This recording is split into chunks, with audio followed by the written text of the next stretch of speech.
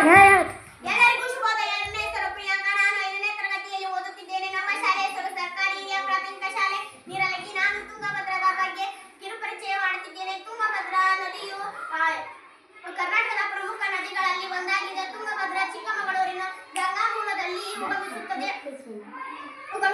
ತುಂಗಭದ್ರಾ ಶಿವಮೊಗ್ಗದ ಕುಡಲಿಯಲ್ಲಿ ಸೇರುತ್ತದೆ. ತುಂಗಭದ್ರಾ ನದಿಗೆ ವಿಜಯನಗರ ಜಿಲ್ಲೆಯ ಮಲ್ಲಾಪುರದಲ್ಲಿ ಟಿಬಿ ಡ್ಯಾಂ ನಿರ್ಮಿಸಲಾಗಿದೆ. ತುಂಗಭದ್ರಾ ಜಲಾಶಯಕ್ಕೆ ಪಂಪಸಾಗರ ಎನ್ನುವರು.